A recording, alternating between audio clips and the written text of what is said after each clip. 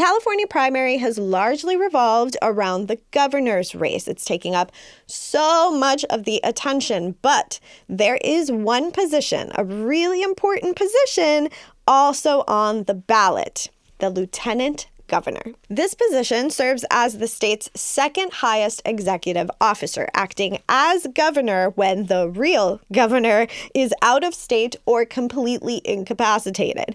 Think of them kind of like a vice president of sorts. But the role is actually like super important because not only do they serve as like the second in command, but they also preside over the state senate, higher education governance, and they manage public land and coastal resources. So I really wanted to talk to two of the progressive candidates on the ballot because in the event that, for instance, a Republican wins the election in November for governor, which I sure fucking hope not, then electing a progressive for this position of lieutenant governor would actually be monumental in putting a wrench in the Republican agenda. So this role would actually be super strategic in terms of the progressive agenda. Oliver Ma is a democratic socialist and a civil rights lawyer who has fought slumlords, he's fought ICE, and he's also fought apartheid, he claims, and he's also setting a new standard for what leaders should fight for. Michael Tubbs is a Democrat and was elected to the Stockton City Council at just 21 years old and mayor at 26 years old, becoming the youngest mayor in any major city in American history. They are both hoping to transform the status quo and bring progressive policies to the state. Hey guys, a quick note before we begin today's episode. I am not personally endorsing any candidates in this series. The purpose of these episodes is to present to you each candidate's views, policies, and background so that you can make the most informed decision for you at the ballot box. Make sure to do your own research, form your own opinions, and use your critical thinking skills as you decide who to vote for this election season. Here's our conversation. Welcome back to the podcast, everyone. I'm so excited because today I have Oliver on the pod. Hey, welcome. Hi. I thought it was really cool that I ran into you at the last No Kings. Yes. Which, you know, you were so energetic and like we were just kind of passing by and I was like, hey, I know you. We follow each other. And then I see online that you got arrested. I was actually not arrested. Oh, you got detained. Yes. Yes. So you had a little incident with, was it LAPD or LASD? With LAPD. So to give folks some context, I was at the No Kings protest and LAPD shows up in the early afternoon. Yeah. And in typical LAPD fashion, starts brutalizing people. We saw them shoot a journalist in the eye with a less lethal bullet. And that person is now blind. Yeah. We saw them break someone's femur, a boy's femur, with their batons. And the femur, I didn't know this, but it's like this part of your leg. Yeah. I don't even know how you break that with a baton, but they broke his leg with a baton. It would take a lot of force. Yes. I saw them harassing unhoused people who were just trying to, you know, go about their day. Yeah. And so then they started harassing me as well. And I think this is an agency that takes up so much of our public resources, almost half of the city of LA's budget, yet they are not protecting the people of LA. When ICE is kidnapping people, tearing families apart, LAPD does nothing. Yep. And then when people rise up at these No Kings protests, then LAPD turns on the people. Yeah. And there's been a lot of very alarming evidence of them colluding with ICE against California law. Yeah. And so I think, you know, this is an agency that needs to be held accountable. And that's one of my goals in my campaign. So the three big things I want to fight for are, number one, the lieutenant governor is president of the state senate. And there I can co-sponsor legislation. And so that's where I want to push for a bunch of legislation to protect immigrant families. Things like shutting down all of these for-profit ICE prisons we have in our state. Yeah. Holding ICE thugs accountable for doing things like shooting moms and nurses and legal observers, and funding our rapid response networks that are protecting people all across the state. And then the lieutenant governor also chairs the state commission on economic development. And so it's my job to advise the governor and the state legislature on what California's economy needs to grow. Okay. And what we've heard all over the campaign trail is the big thing holding back our economy is the cost of housing. Yes. So housing justice is something that will be top of mind for me. And then lastly, the LG is on our UC, Cal State, and Community College Board of Regents. And that's where I went to one of our UCs. That's where I want to make our UCs, Cal States, and community colleges tuition free. I want to make housing affordable for students. And I want to divest our schools from genocide and apartheid in Palestine. Period. So lots of progressive policy just in the short thing that you just said. And I have your website pulled up so that we can kind of get into like the juicy stuff in a lot, because you have a long list of like really important topics that your campaign is covering. So, which is apparently strange because none of our opponents have a platform page on their website. Right? I'm like, this should be standard. What is going on? So yeah, I was really glad to find that. So as you mentioned, affordable housing, that is something that is the very, very first thing. And then the second thing is Palestine. Yeah. And I was so actually happy to see that, because so much of what we have experienced here, even in a quote unquote blue state, is a lot of anti-Palestine rhetoric. And, you know, I've been covering the student encampments, for instance, at UCLA and USC. Cool. Wow. So, yeah, when that was happening, I went and covered it. And then, of course, have a lot of footage of how the police interacted with the students, how they did not support the UCLA students specifically, and, you know, kind of brutalize them as well. And so, yeah, I was really happy to see that that was number 2 on your list, not like all the way down at the bottom. So very excited to talk to you about that.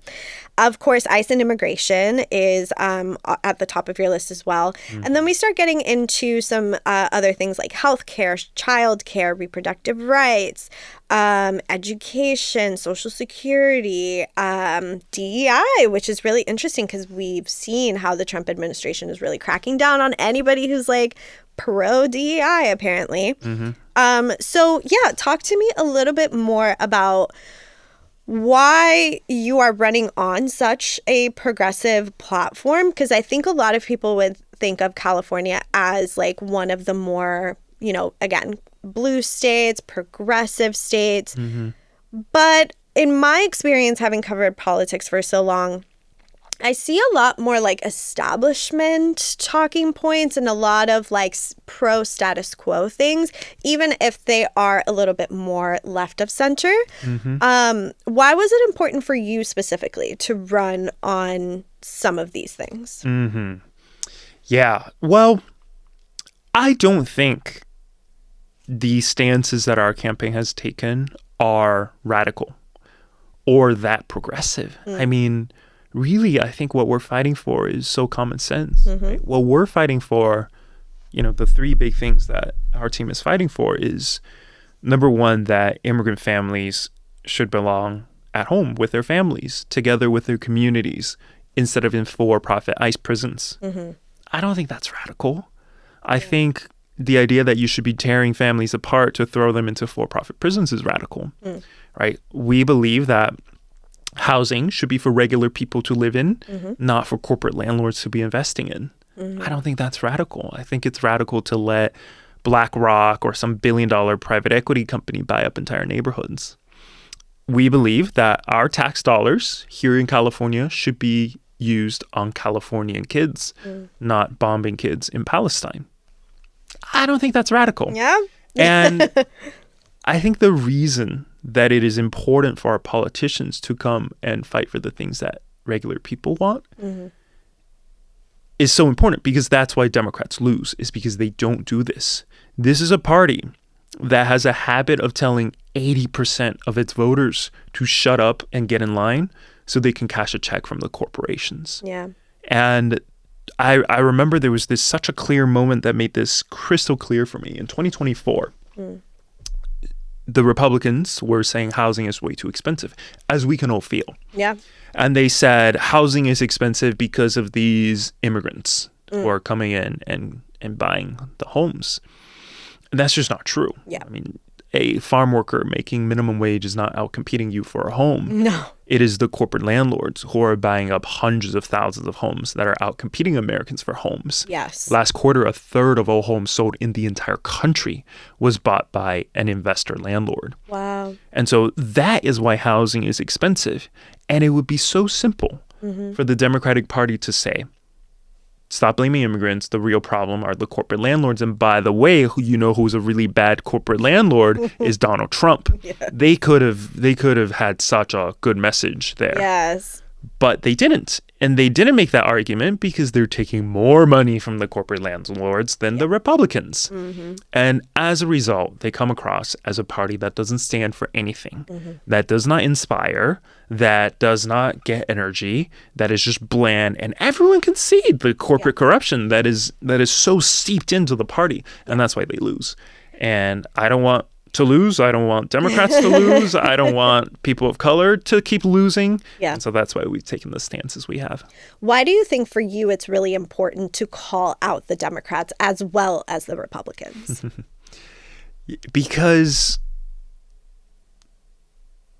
I think the Democratic Party is such a reason why all these bad things are happening. Not just even the genocide in Palestine, et cetera, which they were the ones who carried it out. Yeah. But just like when all the energy and all the money, on our side, on the liberal side, is being thrown into these moderate establishment politicians who don't stand for anything, who literally this is how they pick what positions they take is they poll, and when they see that it's popular, then they take that position. If they see it's unpopular, they don't take the position. And even when they decide to take a position, they'll then do more polling and more focus group to tell them how to talk about it. Yeah. And I'm just like, dude, you just gotta talk in the way that you genuinely feel. Right. And I think without criticizing the Democratic Party, we won't have the kind of victory that we need, which is a corporate-free politics that works for working people instead of corporate interests. So in your position, you say that you can advise the governor in terms of what kinds of policies would be good to push forward. Now, when it comes to housing, what happens if the governor who does get elected, let's say you get the position, and the governor who gets elected has like dramatically different stance than you? How does that work out? Like, how would you be able to work with somebody who, for instance, is cozy with the corporations, doesn't want to limit the amount of properties that they can buy in any given city or state, or in any given city or neighborhood? And that a more progressive stance would actually benefit the people. Like, how would that work out? So constitutionally, the lieutenant governor can be a huge nuisance for the governor because we have a really weird quirk in the California Constitution where every time the governor is out of state, the lieutenant governor becomes the acting governor. If the governor is gone for 2 minutes, lieutenant governor 2 minutes. If the governor is gone for 2 weeks, the lieutenant governor becomes acting governor for 2 weeks. Okay. And in that position, I would be able to sign legislation, veto legislation, appoint judges, issue pardons, et cetera, et cetera, et cetera. Now, that power is typically not used because we've tended to have two Democrats as governor and lieutenant governor, and the lieutenant governor typically wants a really good relationship with the governor. I don't care about my relationship with the governor. I'm happy to burn that bridge. I'm happy to be that thorn on their side for 4 years. And that's just constitutionally. I think if my team wins this race, it will be on the back of thousands of grassroots volunteers. It will be on the back of a lot of progressive grassroots energy. Yeah. And that gives us a very powerful platform to fight against what the government is doing. Because now not only do we have that energy, now we have the inside knowledge. We can expose things, right? We can tell stories. And so with that platform too, I do plan on not just being a thorn on the side of the governor, but saying, hey, we could work together for the things that working people in our state really want, and let's work together. Yeah, yeah. I covered a little bit of Gavin Newsom's housing policies, and the man just loves to like veto things and like not pass things, and then sometimes he'll fund this and not fund that. And it really, really like stalls quite a bit. What are some of the ways in which you could kind of lead and inform to make sure that it doesn't continue to stall the way that we've seen it stall with Gavin Newsom? Yeah. So I actually grew up in public housing, but it's not public housing that we think of in the U.S. because I grew up in Beijing. Yeah. And I grew up on the 23rd story of this modern apartment building in the middle of Beijing. And I used to take my grandma's dumplings and drop it on people who were walking below. And I actually got in trouble with the cops. That was my first run-in with the police. How old were you? I was like 10. Oh my God. So didn't get beat up that time. Yeah. But my grandma was able to get the housing even though she worked as a public school teacher. She got that housing completely for free for working as an elementary school, public school teacher, because everyone should deserve the dignity of affordable, high-quality housing. Yeah. And I think that's what we need here. The solutions that we often hear our politicians talk about are not the solutions that our state actually needs. Right. What we hear over and over again is California needs to build 1 million new homes. Yes. And I'm going to let you explain that. But yes, that's literally all we keep hearing is we just need to build more. We just need to build more. But actually what I'm hearing is we just want to make sure that we're able to tax all of these new buildings, and buildings take forever to build, right? Especially if we're talking about something like public housing. But anyway, yes, continue. It just irritates me that that's like the talking point. It irritates me too, because the people who are feeding that talking point to our politicians are, of course, the corporate landlords, the large real estate developers, et cetera, who would profit a lot from building these homes. By the way, these homes are not going to be affordable. I mean, they're going to be $3,000, $4,000 a month in rent, which I can't afford. No. So what's the solution? Well, they say we need to build 1 million new affordable homes. There are, at this moment, 1.2 million units vacant in the state of California. Correct. If you solve that problem, you don't need to build a single affordable home. Our housing crisis would be solved. So why are there so many units vacant? Yeah. Well, if you're a corporate landlord, it makes sense to leave these units vacant, right? Let's say you own 1,000 homes and you decide to leave 200 vacant.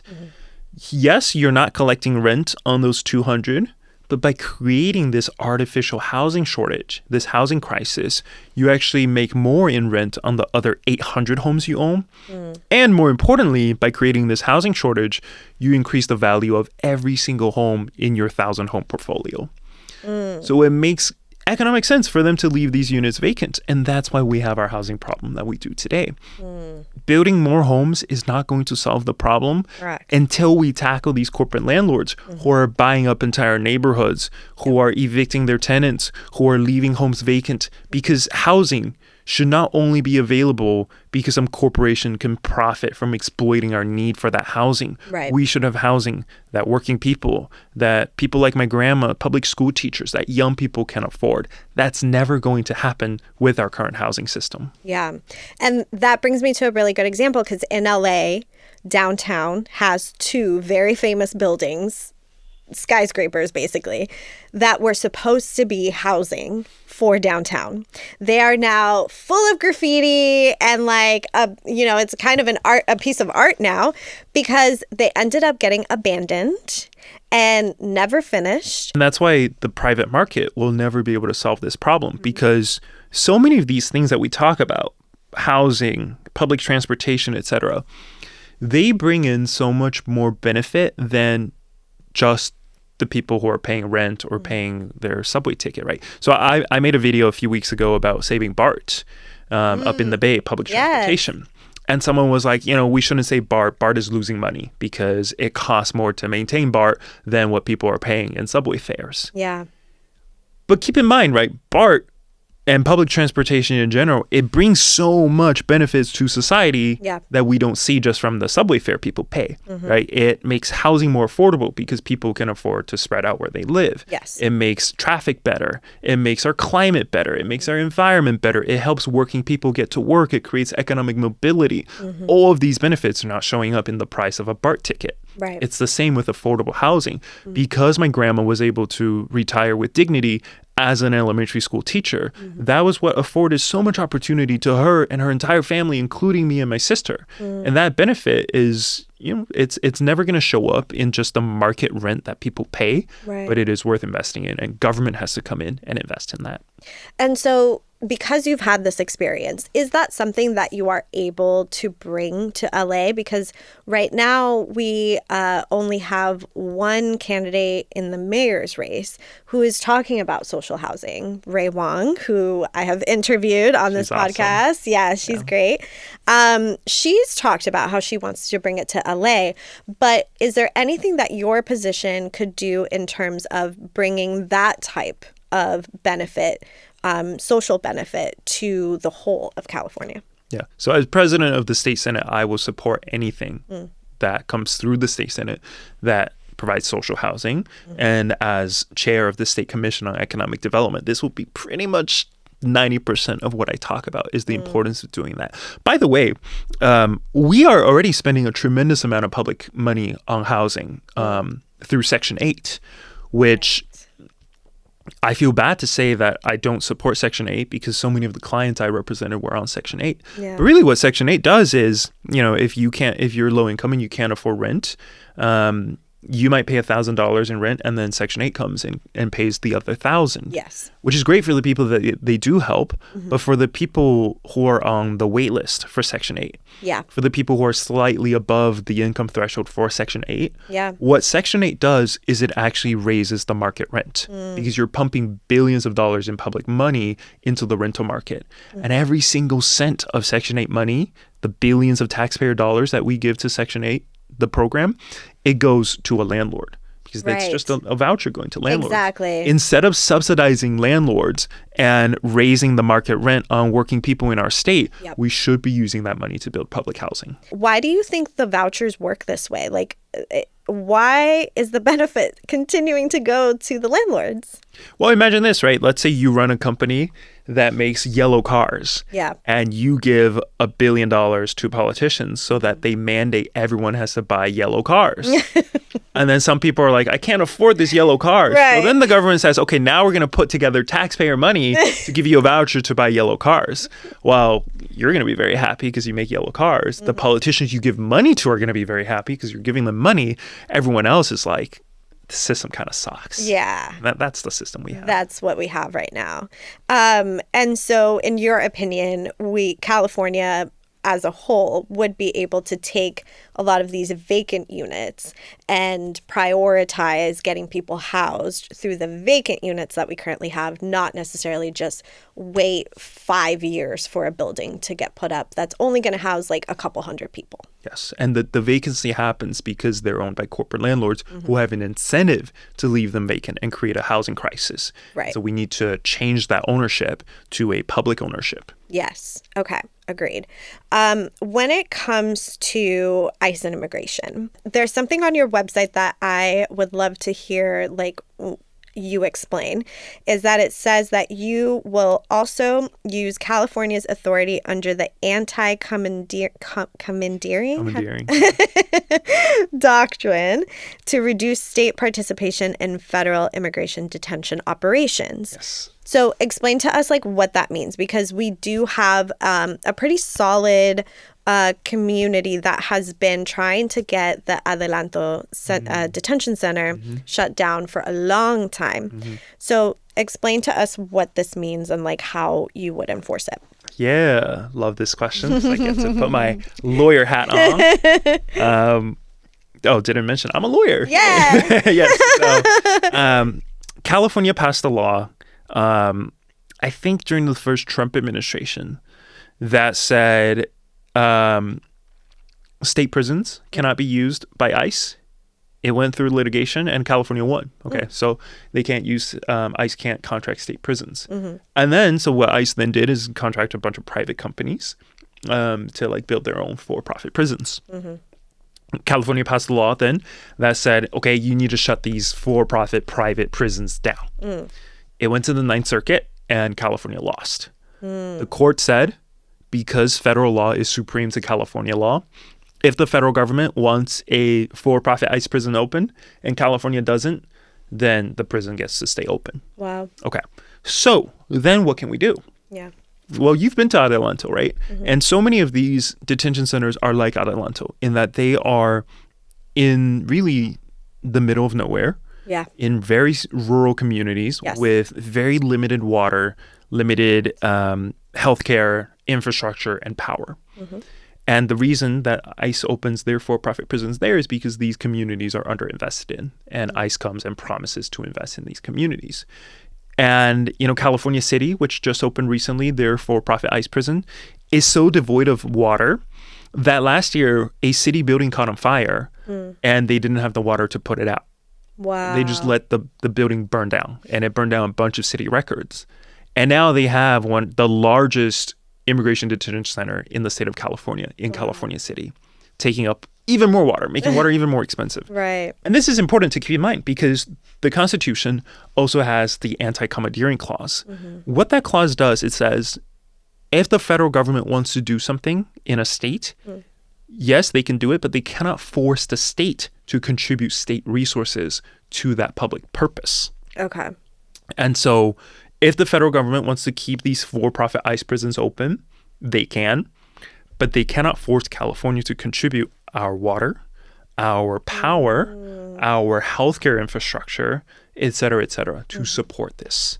And if these detention centers, these for-profit ICE prisons were cut off from California water, from California power, from California healthcare infrastructure, there is no way they can stay open. They wouldn't be able to operate. I mean, they could try bringing in generators and things like that, but that's not going to happen. They want to keep their profits up, right? That's so interesting. And so is that something, how quickly would that be enforceable? It would have to be through legislation. And once it's signed into law, ICE, GEO, they're going to litigate. So that can take a long time in the court system. But I think this is a law that will hold up. I did the research. Yeah. I think it will hold up. Okay. But even more important than that, I think, is the storytelling potential that something like this could have. Yes. Right. Talking about how these communities are chronically underinvested in, but ICE is coming in and taking more resources away from these communities to then hold immigrants in for-profit ICE prisons. It's not a good look. No, it's not. And they've inflated the budget so much that now they're opening up detention centers left and right and, trying to force communities to accept them. So this would be one way to make it so unsustainable that it's no longer profitable so that, eventually they have to shut down. That's a good one. I like it. That's a good one. It's not all TikTok on this campaign. We do the legal research too. Let's talk a little bit about healthcare because that's another big thing. A lot of progressives want universal healthcare. California has tried multiple times to try and get what is called single payer healthcare passed, and it has gotten denied multiple times. What is your stance in terms of universal healthcare in the state of California? Is it possible? Do you want it? What do you say? Yes. So I support CalCare, which is the California Nurses Association's proposal for single-payer universal healthcare in the state of California. The reason I support it is because universal healthcare always saves us money, makes the healthcare system more efficient. Right? We are already spending more on healthcare than any other country on earth per person. You know, when I was born in Beijing, the average life expectancy here in the U.S. was 8 years longer than the average life expectancy in China. And if you had told my parents then, when they were deciding to come here, that it would change in the future, they wouldn't believe you. Today, the life expectancy here in the U.S. is shorter than the average life expectancy in China, while China is spending maybe 5% what we spend on healthcare. So why are they able to deliver better results while spending 5% what we spend? Right. And there's a few reasons. When you make healthcare free and accessible, people get preventative care. Yes. Right? It's a lot easier to treat stage 1 cancer than it is to treat stage 4 cancer. Correct. And when it's free, people get treated early. Another reason is with these big pharmaceutical companies and the insurance companies.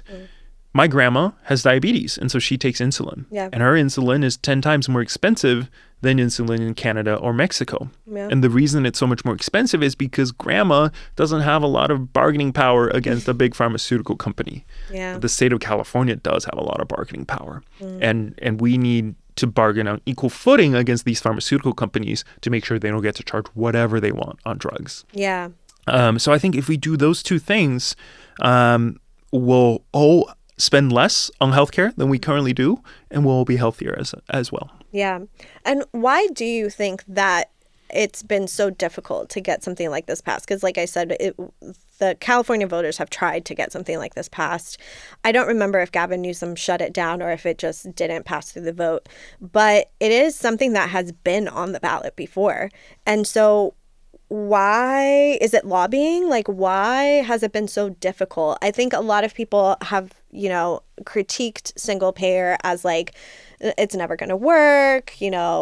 California is a large state and has a large economy, but it's just not sustainable. Like that's what I heard the opposition say. But why do you think it's been so difficult to pass? It's completely sustainable. And, we are the 4th largest economy in the world, but we don't need to be to have universal healthcare. Mexico's GDP per capita is about 1/8 of the United States. Probably just 1/10 of what we have here in California. But they just delivered free single-payer universal healthcare, as is the case in so many countries around the world. So it is sustainable. It is doable. The reason we don't have it is because big pharmaceutical companies who want to keep charging my grandma 10 times what they get to charge in Mexico for insulin, they don't want it to happen. And our politicians are taking millions of dollars from these companies. Same thing with the insurance industries. The entire healthcare industry is huge and so powerful and so wealthy. And this is absolutely the last thing they want to see. That makes a lot of sense to me because so many of the people that I talk to want this, right? Like they want universal health care. If the federal government's not going to do it, we got to figure out a way to put it out in California. And yet it didn't get passed. So it's really interesting. And so how would you like to use your role and your platform to ensure that something like that gets passed? I think it has to go through the state legislature. And here's the thing, right? To be frank, all these things we talk about, delivering healthcare, housing, protecting immigrants, none of these things are things that I can do by myself. CalCare could still fail because of the state legislature. And so everything we've talked about so far today, it boils down to really one thing, which is money and politics. Big pharmaceutical companies, the corporate landlords, the for-profit ICE prisons, the Israeli lobby, they are able to give millions of dollars to our politicians to prevent these common sense things from happening. And so the core, before we talk about laws, before we talk about doing things through government, the core of it has to be changing people's hearts and minds and building power, building progressive power. That is way more important because we could, win a court case. like my team and I did, we got a court case ordering the Trump administration to stop raids in Los Angeles. And then what happened? It went up to the Supreme Court, and the Supreme Court reversed the decision. Right. You could pass a law, and then another election, another legislature can come and reverse everything, like we saw with Obamacare. Yeah. So we need to focus on the kind of change that lasts. And the kind of change that lasts is when you change people's hearts and minds, because that is impossible to reverse. No court is going to reverse how I feel about Palestine. No court, no, politics, no election is going to change how I feel about healthcare. Yeah. So we need to focus on that. And I think that should be the focus for any governor and any lieutenant governor, is what legacy they're leaving behind, what kind of power they're building. Yeah. And so then in those terms, because I think a lot of people would agree with you, like they're pretty sick of seeing this happen. And they know that, these corporations are lobbying pretty heavily in every state. So then is there something that you could do in terms of I don't know, some sort of lobbying restrictions or something like that to ensure that money in politics in California is limited and it allows people, grassroots movements, organizations, to be able to push for the progressive things that they want to push for? Yeah. Hawaii actually passed a law pretty similar to that recently. Yeah. I don't know how that'll hold up in the Supreme Court. But I think what I find to be really promising is, of course, what Zoran did in New York City. Yeah. Right. And it's not impressive because he won. It's impressive because of how he won. Yeah. Because his team was going up against billions of dollars in corporate spending against him. Yes. And they were still able to win. The reason they won is because they registered and trained 100,000 volunteers. Yes. A lot of volunteers. 100,000. And now that he's mayor, these volunteers are helping other progressives. They are staffing rapid response networks. They are organizing tenant unions. They've really built a structure in New York City where if you're a progressive running for office and you don't take corporate money, you start with an advantage instead of a disadvantage. Everywhere else in the country, it is still the case that if you're a progressive running for office and you don't take corporate money, you start with a disadvantage. And there's plenty of people who will still run knowing that we're at a disadvantage. Right. But what if we had what they have in New York City, where there's an incentive to be a progressive and not take corporate money? That's what we got to build in California. My name is Michael Tubbs. I'm the former mayor of Stockton, California, and I'm running for California Lieutenant Governor. And I'm running because a lot of the issues people talk about, particularly as it pertains to affordability in California and access to education, aren't just things I learned because Mondami ran on them or things I learned from a pollster, but they're things I lived and experienced. I'm the first one in my family to go to college. My mom was 16 when she had me, and my father is still incarcerated. So when we talk about opportunity, when we talk about poverty, we talk about economic mobility, that's something I was able to experience. And I'm running for office, again, to ensure that more Californians have that same experience, to live in a state where they actually have a chance to reach their potential. Yeah, it's a really fascinating story. When I was looking into your background, I think I read that you were the youngest mayor, I think, ever. Is that right? Yes, so I was elected on November 2nd, 2016. So the same day Donald Trump was elected the first time. I was 26 years old, so I was the youngest mayor ever of a major city in American history. And a major city is a city of 100,000 people.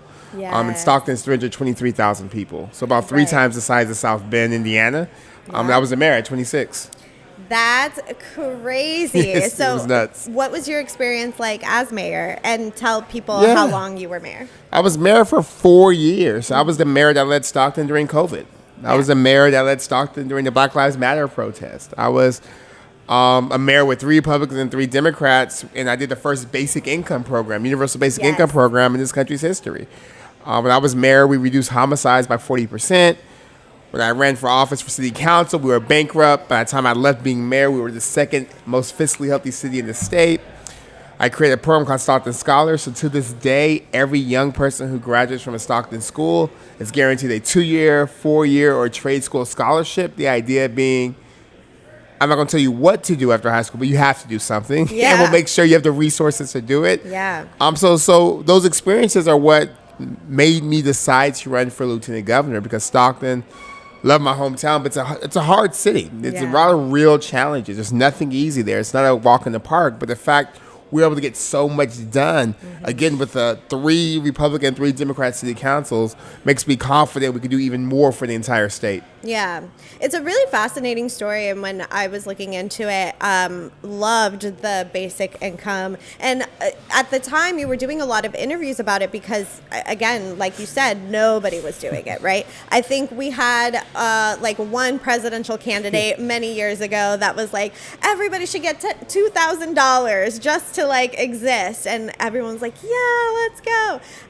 But nothing ever came of it, right? Like nobody ever adopted it. And then you did. Like, tell us a little bit about that program and its success. Well, and Andrew Yang's a good friend of mine, but even more interestingly, I did it first. I announced it first in October of 2017. And what we did is called the Stockton Siege Program.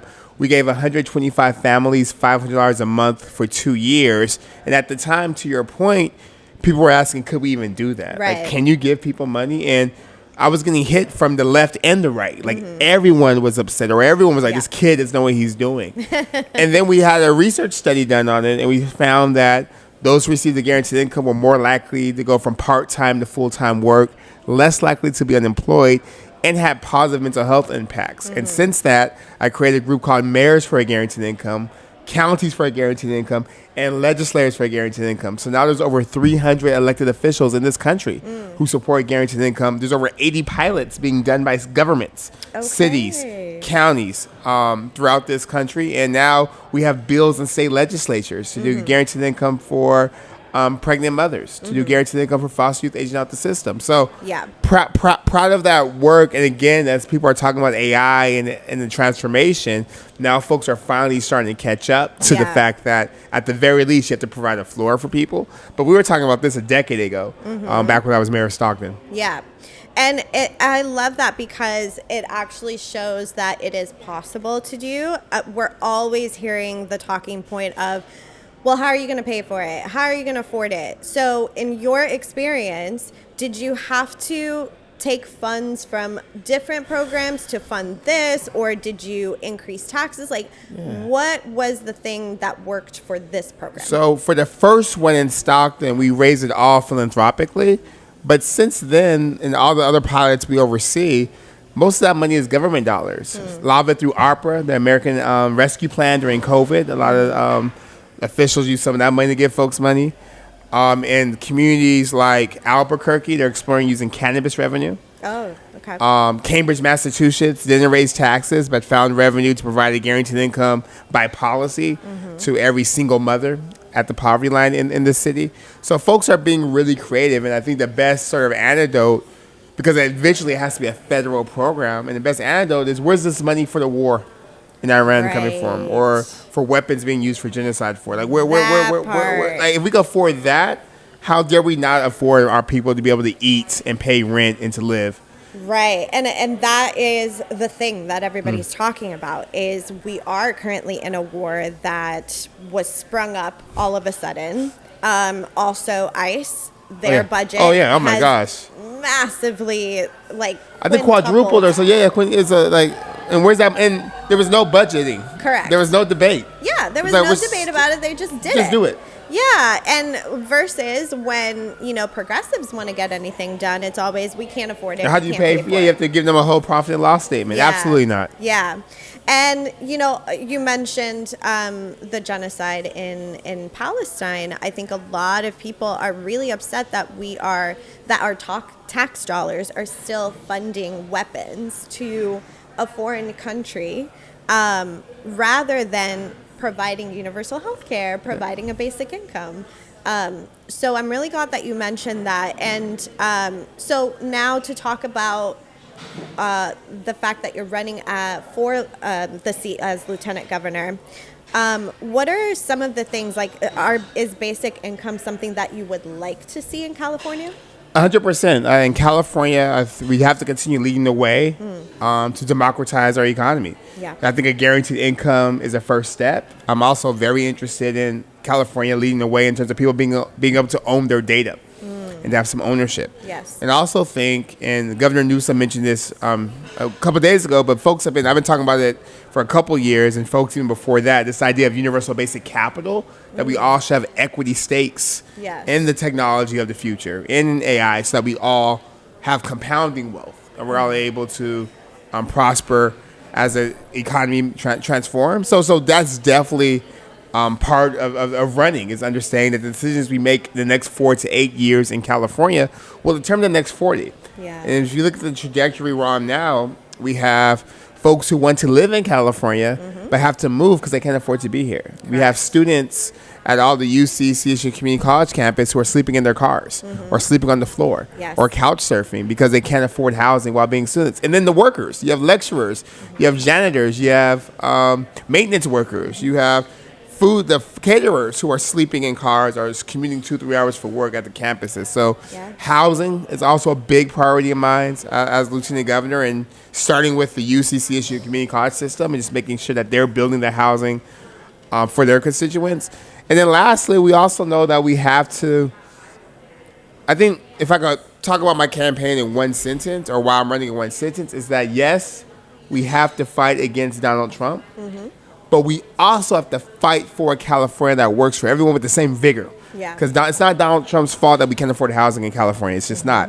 It's not his fault we're tied with Louisiana for the highest poverty rate. Yeah. It's not his fault that the terror of ICE is his fault, but it's not his fault even without ICE. Immigrant communities in the state were suffering. Yes. We're sleeping in substandard housing. We're having their wages garnished and they were stolen still from. Terrified of getting deported because every party has funded the deportations, right? Absolutely. So I think part of it is just being honest. Like, yes, we could fight against MAGA and Donald Trump, and we have to do that. Yeah. But when that experiment fails, in terms of the MAGA experiment, folks are going to be looking for an antidote.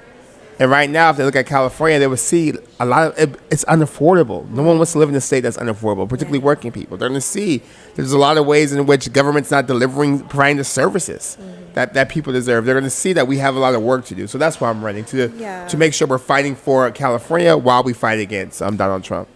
We are not a state or a country that has universal health care. So if we're talking about, expectant mothers who are really worried about how am I going to afford the hospital bill? How am I going to afford when, the baby is born and I don't have, I have to massively increase my savings just to have this child, right? So it really does kind of, it's a circular thing. And it's all connected. And we know that because of the big, ugly bill, H.R. 1, that so many folks in California are going to be kicked off health care, or their premiums are going to rise. So many self-employed people in California are going to see their health care premiums rise. So in California, we have to begin the process of moving towards a single-payer health care system.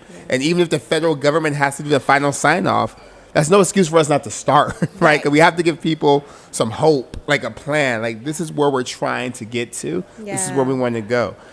So no, I think they're all connected, and it's going to take leadership that's laser focused on lowering these costs and taking the conflict and taking the fights that are necessary to build more housing, to provide more health care, to provide more educational opportunity, to reduce the cost of child care. Like, all those things are possible, but it's going to take relentlessness, being annoying, and just really fighting until we see these prices come down. Yes. Okay, so let's get into actual policy and strategy, right? So I did have one of your opponents come onto the podcast. Which one? Oliver Mott. Yeah. Yes. I like Oliver. Okay, no beef there. No beef. Yeah, he was really cool, and he was very straightforward about a lot of the progressive things that he wants to accomplish. Now, part of the lieutenant governor role is that you're obviously not governor, right? Like, that's not the position you're running for. And a lot of people get confused on the differences.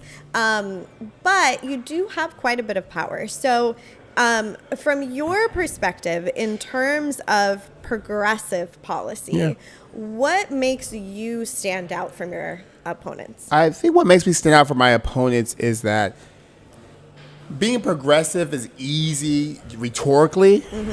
Like, the slogans, you know what to say. Yeah. It's much harder to actually do it. And I've done it in a non-progressive city. I didn't do it in LA. I didn't do it in San Francisco. I did it in Oakland. I did it in Stockton, California, in San Joaquin County, which voted for Trump in 2024, with 3 Republicans on my council. And in that context, we did the first basic income program in this country's history. Right. We did universal scholarship program, and basically tuition-free college for 90% of Stockton kids. We reduced homicides. We did all these progressive things, in the actual nitty-gritty of governing. And building coalition and getting things done. And I think that's probably the biggest differentiator. And number 2, I'm the only one in this race that was leading a city during Trump's first term. I wasn't a legislature. Right. I wasn't in school. I wasn't working for the governor. I was the guy that was leading the charge against ICE raids in my city when Jeff Sessions repeatedly threatened to cut funding from me because I wouldn't renege our sanctuary city status, and having to really grapple with the community about, hey, y'all, if we take this stand, this is what it might mean, but it's important for us to take this stand. I was the mayor during COVID-19 in a city and a county that did not want to shut down, that did not want to wear masks. I had to figure out how to get food to old people and other folks, how to move government from in-person to virtual. I had to figure all that out. I was the mayor during the Black Lives Matter protest when, as a 29-year-old young black man with a dad in prison, with protesters who were righteously calling for reform and expected me to, in a magic wand, erase 400 years of history, while also, as mayor, being in charge of the police department and having to basically keep everyone equally pissed at me because I couldn't make couldn't make everyone happy. So I think those experiences are what separate me in a real commitment to getting it done and knowing what it takes to get done and not being afraid of the consequences or the costs. Like, I know what it's like to make unpopular decisions. I know what it's like to fight for working people or for poor people, even if it costs politically.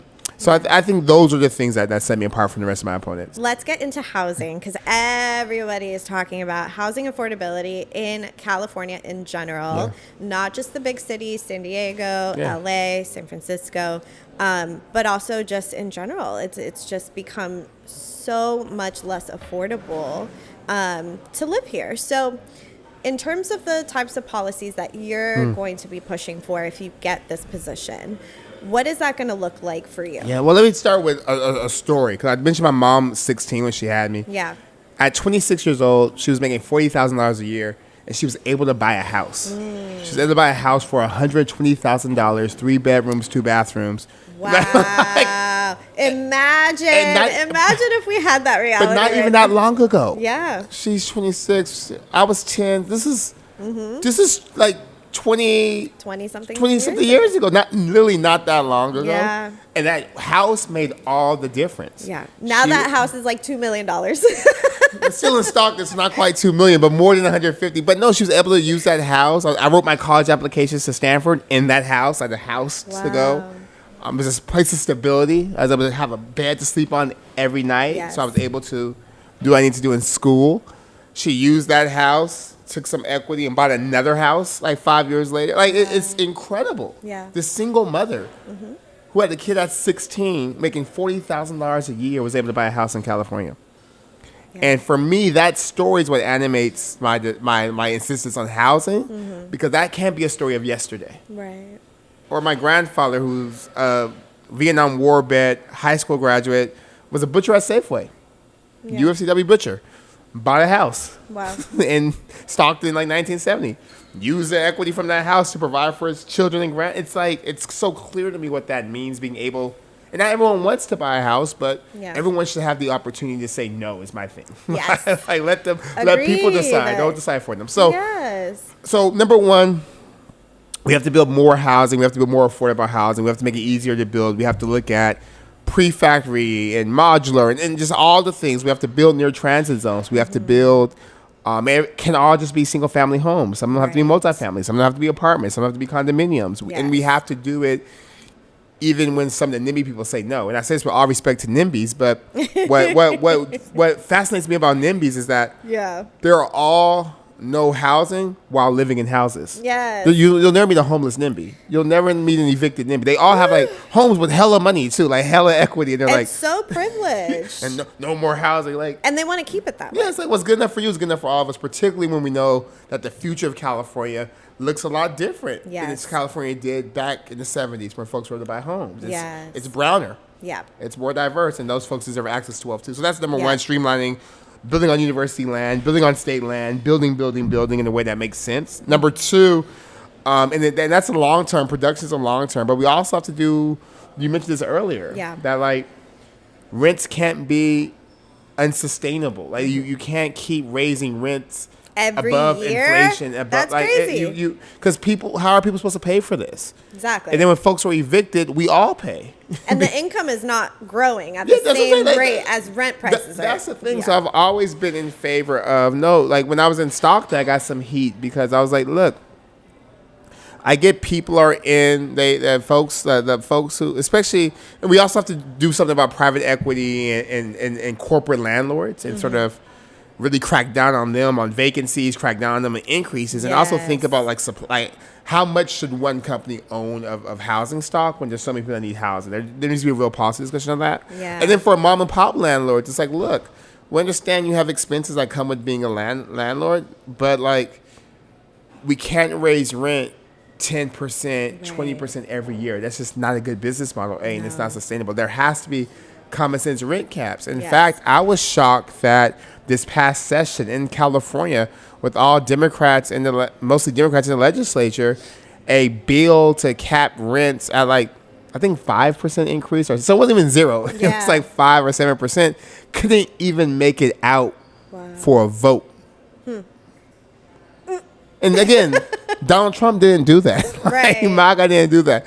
So a part of being lieutenant governor is also to hold us honest and say, look, you guys, as leaders, you're going to get heat for any decision you make. So let's make decisions on behalf of the people. And let's be common sense. Like, look, we're not saying, because some people say no rent increases at all. Which data would suggest might not be a bad idea. But it's like, okay, in the political reality, if there are increases, they have to be capped. They can't just be 10%. Or 9%. There's a number between 0 and 8 we need to get to that makes it possible for people to live in California while also building the housing that folks need. And also another thing that a lot of people are talking about is, especially online, they're sharing their stories around how landlords are basically telling people, you got 30 days to move out. We're going to do renovations or whatever, and, we can't have you here anymore.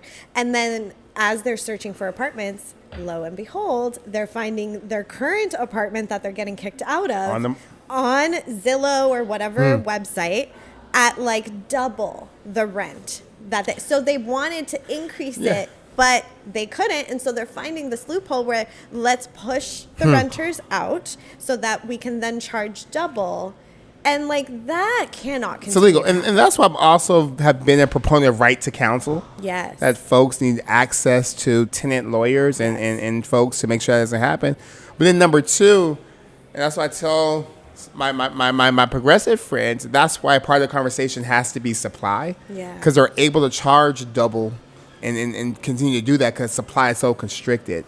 So they know someone's going to take the unit. Like someone has it. So we have to balance both. Like we have to fight to make sure that folks can afford to live where they are. We also have to have the same fight to build more so that there's not a supply issue. Because when supply is constricted, then folks who own are able to do things and say, well, look, if you won't pay it, somebody will because there's not enough houses. So if you can't pay the 10%, I'll just wait till someone else can. So we have both. I think we have to have both those conversations at the same time, and that's part of the reason why I'm running. Because oftentimes we'll just see as separate groups. Like we're the YIMBYs, we're the pro housing group, and we're the tenants' rights group. And I'm like, no, y'all, we are one group. It's a group like we want to live in California that we can afford. Now, your opponent is for social housing, and there are several progressive candidates that are running for things like mayor or city council who are also for social housing. What do you think about that, and is that something that you would push for? I'm absolutely in support of social housing. I actually am on the board of a foundation called the Weingart Foundation, and we're taking a tour at my request of a social housing site because I know a lot of people have gone to Vienna and have talked about social housing, and I'm Yes. interested in figuring out, like, I'm sold, yes. Okay. What does it look like here? Yes. And how do we do it? And what are the conditions necessary so that it's not just something we talk about, Yeah. something we do. I'm just deeply practical, so I'm always, okay, yeah, I'm in, all right, so how do we do it here? Like, Yeah. but no, I think with social housing, community land trust, like, Yes. we're going to need all types of different tools Yes. to solve this issue. And I know, particularly when we think about gentrification and displacement, Yeah. I'm a big proponent of community land banks and community land trust, because we Yeah. know that our land is valuable. Like, where we live is valuable. And as soon as we leave, that value, the land somehow becomes double. Yeah. So I think capturing that value is important, and finding different ways for folks to participate in having a stake. So whether it's outright home ownership Yeah. or social housing, all those things have to be explored and done. Now, a lot of people, when it comes to social housing, they think of the projects, right? Like, they think of a failed government experiment that, is racially motivated. And I think the concerns are pretty valid, right? Like, we have seen how the government has used in the past social housing as a way of redlining, in a sense, of like pushing Black communities, Latino communities, immigrant communities into that type of housing, so that white people can continue to have upward mobility through ownership. So in terms of what you would want to see, what would that actively look like? Because unfortunately, in a city like Los Angeles and San Francisco, redlining is illegal, but it kind of still happens, exists. So what would that look like for you? Yeah, no, I am a big proponent of mixed income communities and mixed income development. So I think when I think of social housing, I think of if the market won't, I do think government has to find a way to build what its people need, which is housing that's affordable, but also nice, and not what we've seen. And then in terms of social housing, from my understanding, a big part of it is that folks are able to stay in an apartment or stay in their housing and pass it on to their siblings or their children. Yes. And like the rents are stabilized. The rents are stabilized. So Yes. there's not a lot of volatility. So I'll be part of the vision. And then I don't know. I just, because of the society we live in, is a capitalist society, I think it's important for all people to have access to ownership. Yes. So I think any component of a social housing plan should have the ability for folks, if they choose to do so, to pay a little bit more on rent, to have it as a savings for a down payment, so they can eventually own the unit if that's what they want. Yeah. But I just think that's incredibly important in this society that we live in, because we know that ownership and equity and compounding interest are power. Yeah. And they help determine who writes the rules and who doesn't. And I'm just tired of our people being locked out of wealth, of opportunity, and of ownership. So I definitely think any social housing plan should have an option, an opportunity, a chance for folks, if they want to be able to become an owner of that unit, or owner of or a part owner of their complex. Yeah, I think that's a great idea, and I think a lot of people would love to see that be really successful. Let's move on to higher education. So one of the parts of your story is that you were able to be the first in your family to get a degree. I think that is, a common story. Sadly, right? Yes, it's a common story, even in, what are we, 2026? Where, for instance, for immigrant families, a lot of people are starting to see, Gen Z be the first to get a degree. For a lot of Black families, Latino families that maybe have been in the United States for a while, it is still the case that, some children are the first. But higher education has become So expensive. Isn't that funny how that works? Yes. When we start getting the degree, then the price goes up, and then the value of it goes down, because it's hard to find a job. Yeah. Because incomes aren't increasing, but yet you're still told, if you want upward mobility, you got to get that degree. And then so it forces people to go into student debt. There's not enough scholarships to go around for everybody. What are some of the things that you're advocating in terms of higher education? So number one, the lieutenant governor sits on the UC, CSU, and community college boards. And to be truly effective in the role, despite being 3 different boards, it's important to see it as one system. Because I think to your point of affordability, one of the things I want to champion is more access for community college courses at the high school level, clearer transfer pathways from community college to the UC or CSU level, so that folks get out in 3 years or 4 years, not spending 6 years. Right. A big part of that is ensuring that we provide the supports before they get to college so young people aren't in remedial classes. Not because they're slow, not because they can't do the work, but because they haven't been given the education that prepares them to be able to pass the algebra or the classes that are required. And so many people are taking out debt for classes that don't even count to their degree. Yes. And that's one priority. Number 2, I mentioned the housing piece. So the Arizona State University system does like land use agreements where they hold the land, develop housing on it for students and workers, and the profits from that development go back into the system. And I think that's the way to continue to extend financial aid and scholarship opportunities. I think that as we talk about AI and the future of work, and that there should be some sort of robot or automation tax, and some of those proceeds should go into sort of the UC-CSU Community College system to provide training opportunity, to provide scholarships, and to make those institutions tuition free as they were in the past. It's going to take time to get there. We have to get there and find a revenue source, but I think that's one revenue source to get there. Number 3, regardless of that, we have to just start with a tuition freeze. Like we talk about rents rising every year. I didn't know this. I was touring these campuses. Every year there's like a 5% increase. Now I was talking to the students. I said, well, what do you do? Yeah. But they're like, hopefully find another. It was so nonchalant. Like, I gotta find I gotta find another job. I said, but you can't find more time. You only have 10. Like, I'm not worried. Like, huh? So we have to just freeze tuition. Like what tuition is now is where we start at, and we're going to reduce it. But no more tuition increases. And then we also have to do a better job of offering, at least for impacted courses, those courses at the community college level as well. We have to be very serious about the role of higher education in terms of critical thinking and diversity, but also for like employment. So like just being not afraid to say like, look, we want real job workforce linkages and pathways. We want real partnerships with folks who are hiring Californians and understanding what they need to see from our students. So if they want that job when they graduate, it's a done deal. There's no guesswork.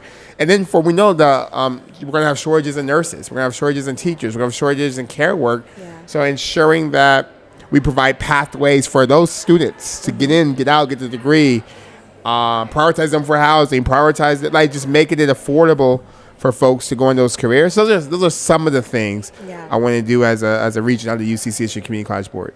We have to have conversations with the K-12 system as well and say, look, for promising 12th grade students who know they want to be teachers, how do we truncate the time?